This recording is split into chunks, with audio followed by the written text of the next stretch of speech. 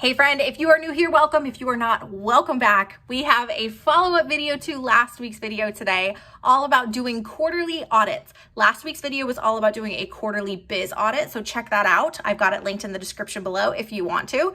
But maybe you don't have a business, maybe you just want to do an audit for yourself. That is what we're going to get into today. So let's do it. If you want to do this along with me, go ahead and pour yourself a cup of coffee, glass of wine, depending on what time it is for you. Head on over to your desk, get yourself all nice and situated, and pull up Notion. This is included in both my paid Notion digital planner and my free template. So let's do this. So per usual, whenever I do a review, I go into my reviews and reflections. Last time when we talked about business, we went into the business sides of my Notion, but here we're just going to go straight into my reviews and reflections. And you've probably seen this before. This reviews and reflections page, I'll go ahead and move my face up here. We've got my weekly reviews, my monthly reviews, and my quarterly reviews. So the quarterly reviews, we are going to go ahead and dive into for this. This is where I do all of my personal quarterly reviews. And you'll see I already have a quarterly review created for this quarter.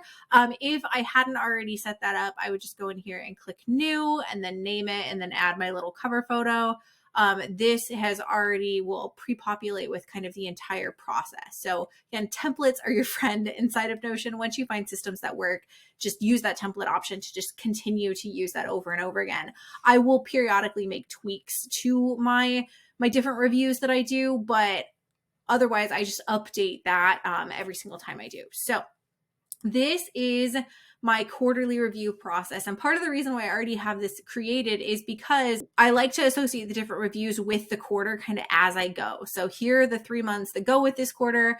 I may or may not be kind of referencing these as I do the remainder of the review. So the first thing I will often go ahead and do is I check into my life book before completing my life evaluation.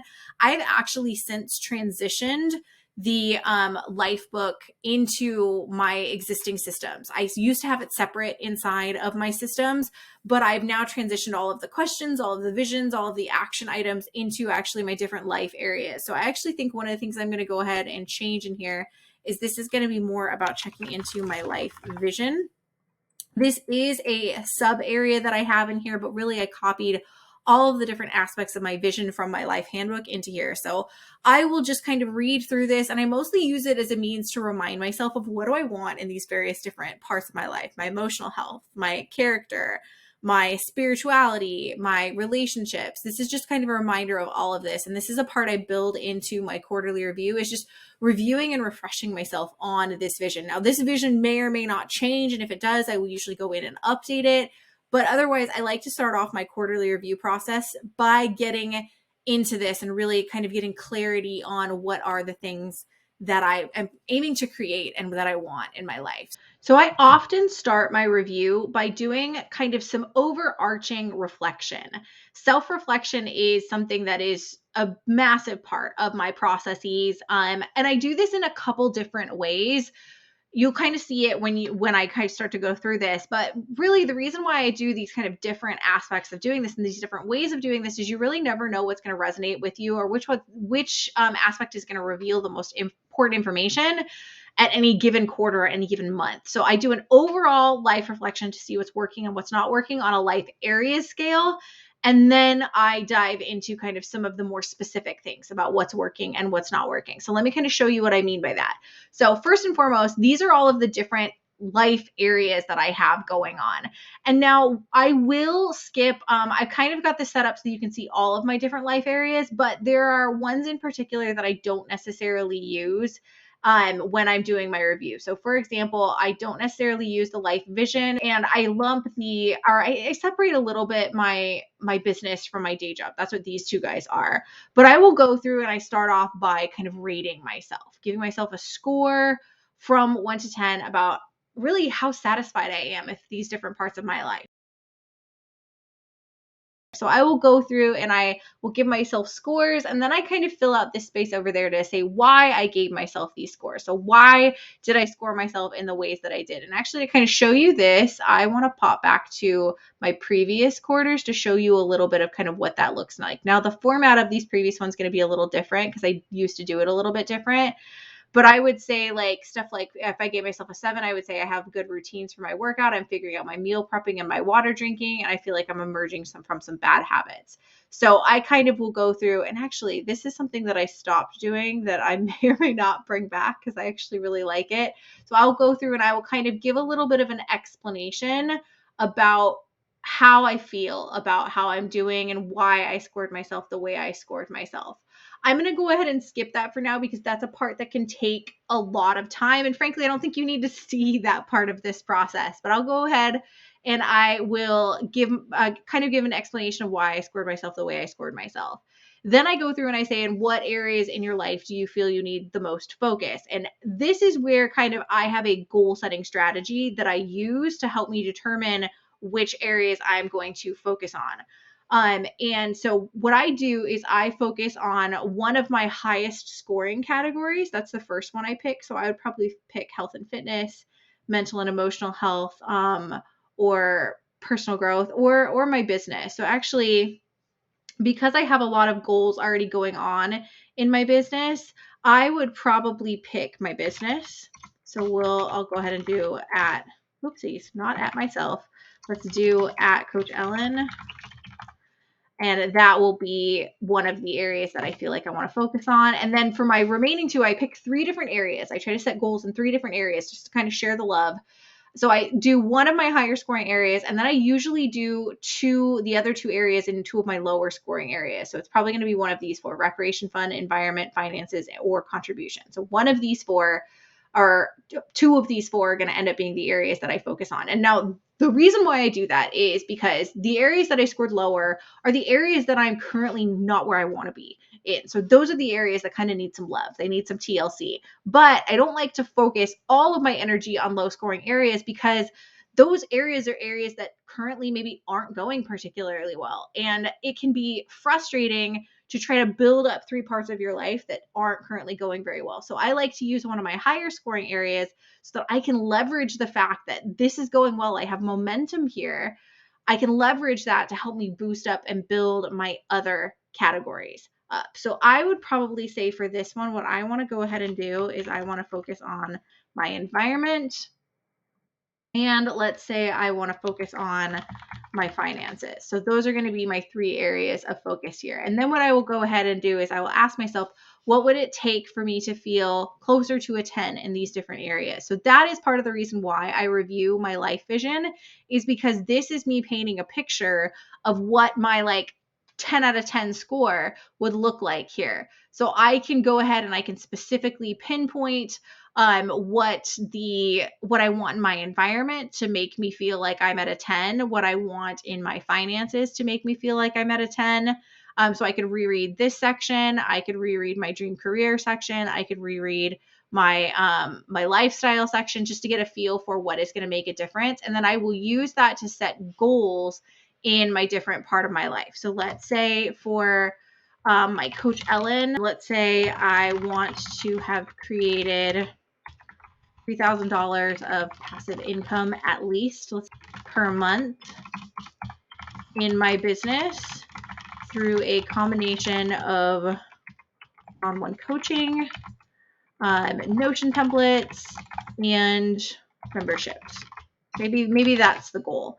These may not end up being my goals. They're subject to change, but that's kind of, I don't know, that feels good right now. And then maybe at environment, if I can type the word environment, let's say the goal I want to have is I want to get rid of the furniture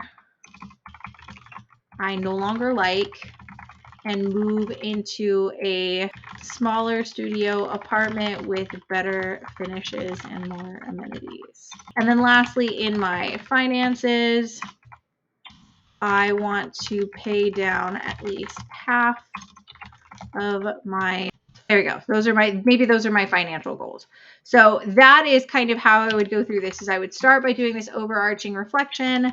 I would use that reflection to help me figure out what areas of focus I wanted to focus on. And this is kind of where I'm going to stick to my goals in the next quarter. And then I kind of start to rough out what those goals might be. So that's reflection number one. It's kind of the overarching life areas reflection. Reflection number two is this part down here where I start to do what worked and what didn't work this quarter.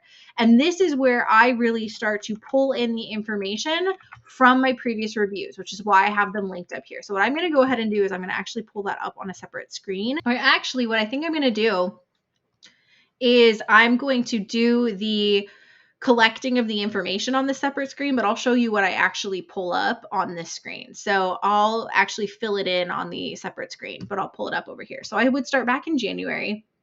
And what I'm doing is each month and each week, I ask myself these same questions. I ask myself what worked, what didn't work, and what can I improve? So what I'm kind of looking for is things that really jumped out at me, things that I know were things that were really working for me over the last quarter. And I'm also looking for patterns. So if I see something come up multiple times in the last few months, I pull that over to the other page, to the other review. Just to keep this from being crazy long, I went ahead and fast forwarded through this part. If you want more about the kinds of observations I am making as I do my reviews, join my community in the description below. I frequently go live as I'm doing these. So this was some of what I gathered in doing that. So I gathered a little bit about what worked. I gathered a little bit about what didn't work.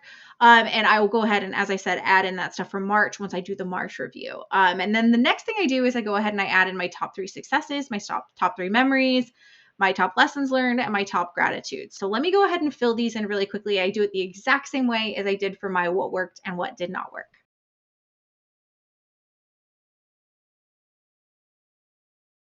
So there we go. I've got my top 3 successes. I had to kind of copy all my successes and whittle it down. Same thing with my memories, my top lessons learned, and my top 3 gratitudes. Again, subject to change depending upon what comes up in March, but this is kind of what I've got for now. So this is step 1. This is really what I'm looking for here. And you can kind of see when I looked at the what worked and what didn't work, I'm looking at routines and mindsets that have been helpful or harmful. I'm looking at what the root causes are for why things aren't working. I'm looking at my motivation, my organization, my discipline. I'm identifying all of these things because this allows me to take just like some very actionable and intentional steps so that I can work on developing new routines or new mindsets so I can just continue to take those steps forward. So that's really what this is all about. So now I actually kind of already did step 2 down here. I forgot to like distinguish it, but step 2 in this whole process is to reflect on my memories and successes. That is what we did down here. Obviously, I'm a fan of taking time to celebrate the progress you made, the memories that you've created over the past quarter. You can see some of the questions that I ask myself here. And really what I'm looking at and what I'm utilizing here is I'm looking at what moments brought me joy, what accomplishments am I really proud of, what are some things that I did that were outside of my comfort zone. This just boosts motivation for me. It gives me something to pat myself on the back for and to really make me feel good as I move forward toward whatever my next goals are. I think this is huge for the emotional side of burnout too and stress management, because when we don't feel like we're accomplishing things, or we don't feel like we're living life like well, especially if you're a high achiever or a high performer, it can really throw us off and it can really emotionally burn us out. So I didn't distinguish this as step 2, but this is definitely step 2 of the process for me. So the last step of this process for me is really about reviewing my goals from last quarter and setting new goals for the next quarter. So here, this is actually copied over from the previous quarter. I actually realized I need to like make a designated space inside of this template for this part of the process because, right, I just had to like duplicate it and put it between 2 pictures here. But this is the next thing I do.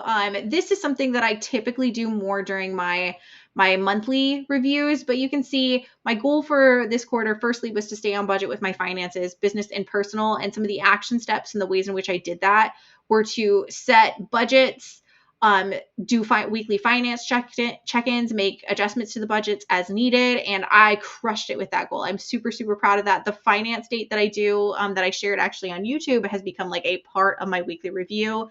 Super, super proud of that. My next goal, though, and this kind of revealed some interesting parts of my process that I realized weren't working. This is a goal that I came to the realization that I really didn't care that much about. It was more of something that I was doing because I felt like I should, and not something that I actually cared about doing. So that led me to shift a bit of my goal setting processes, which you'll see a little bit of the new process down below. And I also came to the realization that kind of having these tasks and these things that I need to do buried inside of this synced block didn't work very well either. I need to integrate them with some of my other systems inside of Notion. So again, that's another reason why I made the shift down below. So I did stop tracking this one. It wasn't something that I realized that I wanted right now. And then this one as well, also, I kind of came to the realization that, again, didn't integrate well with my systems. But I do think the intention behind this one was really, really good, that I want to spend more time in creativity. I didn't necessarily spend as much time as I wanted this quarter, but I think the intention and having that intention, I'm just so much more aware of it now than I have been in the past. So that's kind of how I check in on my goals, or at least how I used to. My check in on my goals is going to be a little bit different moving forward. And how it's going to be different is I am shifting to this kind of new way of setting goals. So this says this year's goals. It should actually say this quarter's goals. I have some things I need to update in this template. So the first thing I do is I kind of do this little commitment statement. So I, Ellen, commit to making great progress through intentional effort on these goals by the end of the quarter. I promise to check in with myself so I can make adjustments along the way, this is something that I'm super, super good at. And then a little reward for myself. If completed, I'll reward myself with, I don't actually know. I'll probably get more specific on this later. Something new for my new apartment. Let's just say that. So then the next thing that I go ahead and do, this is very much inspired by what I do above. So I kind of picked out and designated the areas that I'm going to focus on up above. Now what I can do is I can integrate these goals and these areas that of focus into my goal setting systems down here. So goal number 1, as I mentioned, is to make $3,000 in passive income per month by the end of the quarter. So the area that this fits in with is my business. What objective does this align with? Does this goal have any key results? And if so, what are they? So you're going to really start to see how all of this integrates with my existing systems down here.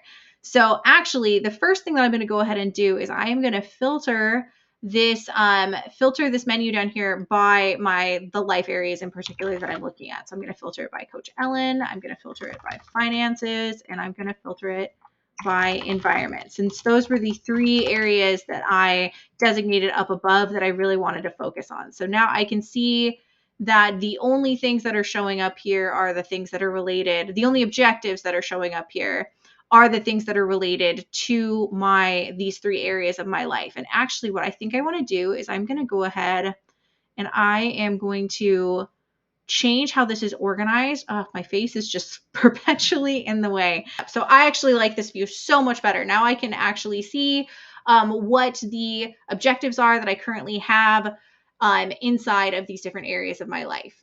So now this is going to help me to answer these other questions so much easier. So goal number 2, to get rid of the furniture I no longer like that I have, some of which you can see behind me right now, and to move into a smaller studio apartment.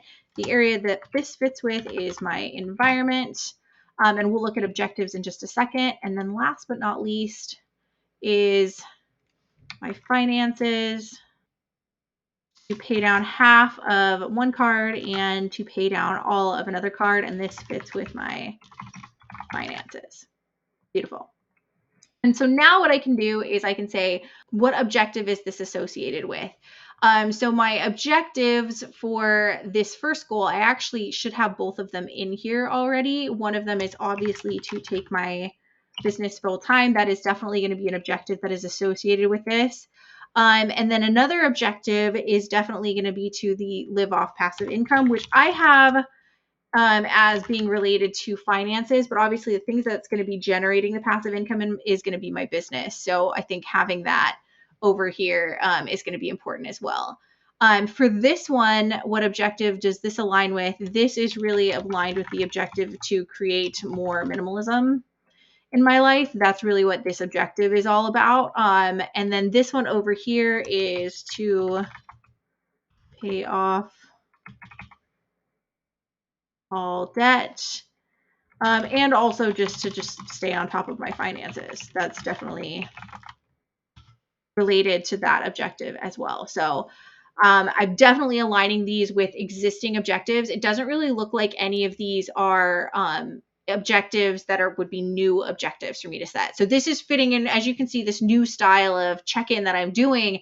The reason why I made this change is I wanted it to fit in so much better with my OKR goal setting systems and all of my existing Notion systems. And I am already liking this so much better this time through. I'm so excited and happy that when I kind of brainstormed how I wanted to set this up initially, that I outlined this so well over here to the left, because I know exactly what I need to do next. So next, I'm going to go ahead and I'm going to toggle over to my habit report. This is where I can see all of my active habits that I'm currently engaged in. And I need to determine whether or not I'm going to define any further habits that I need to engage in to be able to do this. So I'm going to leave all of the habits up here. I want to be able to see everything that I'm working toward. And in terms of passive income, I think one thing that I want to perhaps add into, or I could incorporate into my finance check-in, and I think this could be related to this one and to this one, is to, and let me see how I can do this. I can actually probably just add it down here. So I'm just going to add in a couple aspects of this habit that I want to make sure I'm doing.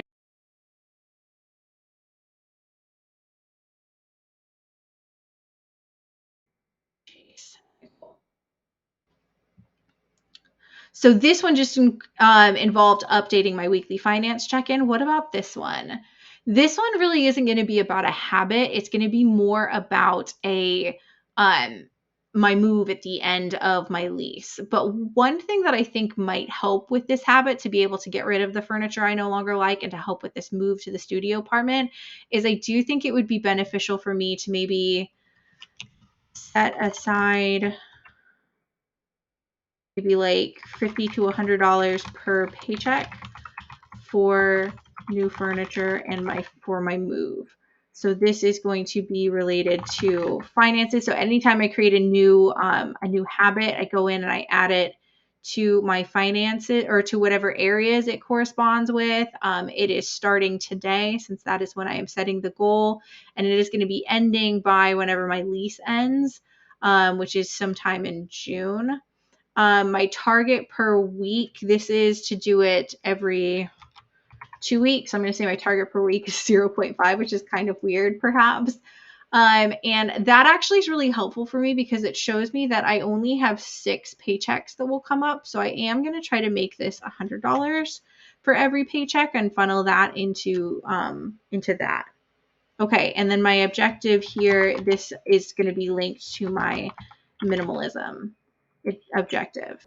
In this next section, I decided to fast forward through some of this because to know what I'm doing here, you don't necessarily need to see me setting it all up in Notion and talking through all of it. Basically, these last couple steps were me defining what are some specific next actions that I can take for each of the goals that I established. I find this to be a really helpful step to take because then you're not starting from scratch. You already have some predefined action steps that you can take to move your goals forward. And then the last thing that I go ahead and do is I have a filtered view in this setup where I can see any tasks that do not have a date assigned to them. I can go in, I can assign them a date so that I make sure that not only are they added to my systems, but that they actually happen.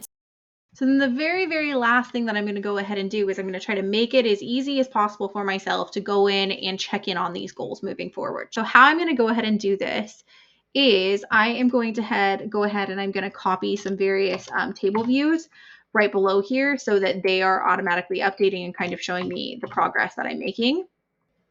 So for example, for this one, the goal is really a key result. That's really what this one comes down to. So to make $3,000 in passive income per month by the end of the quarter, that is the goal that this really comes down to. So what I'm going to go ahead and do to just make this really, really easy for myself is I'm going to go in and I am going to paste in the key result table, and I'm going to filter it down to just that particular goal. And there we go. So there is that particular goal. This is showing progress toward $5,000, but that is okay. And then for this one, to get rid of the furniture I no longer like and move into a smaller studio apartment. And this one is mostly going to be related to a project. That is mostly going to be related to the project of buying new, more minimalist furniture. So what I'm going to go ahead and do for that one is I am going to add my table tracker for projects inside of here. Again, filter by project goal. And there you go. I can see that. So I'm going to do the same thing I did on the last one. I'm going to turn it into a gallery. I'm going to make it so that I can't see anything. I just want to see the card and I just want to see the progress. So this one has 0 progress because I really haven't started actively working on it yet. And then the last place over here that I'm going to go ahead and I'm going to add in is I'm going to add in another key result. So I'm going to actually just copy the link to this view because this is a key result as well. And in this one, I am going to filter by the ones that say pay off. Those are the ones that I want to see, and I want to see my progress toward them. So I can very, very visually and easily see the progress I'm making toward these goals without having to do a ton of extra work. So that is it. That is the end of my personal quarterly audit. It is very much focused on how am I feeling about the areas of my life, what goals am I focused on, what progress am I making toward these kind of various aspects of my life, what things are working and what's not working, what can I celebrate. That is kind of what I do every quarter. I know we got into a little bit of the techie side with the creating different views and my key results and whatnot. This is all stuff that is inside of my anti-burnout digital planner, my Notion digital planner. It's all stuff that you can learn inside of Notion All Access. So if you want to learn how to do all of the crazy shit that I did in this video, or if you just want a system that has the capability of doing it all, check out my Notion digital planner or check out my Notion All Access Pass membership. But with that, thank you so much for being here. Thank you so much for watching. Let me know if you've got any questions. Don't forget to like and subscribe if you are liking what you are seeing, and I will see you next time. Bye, friend.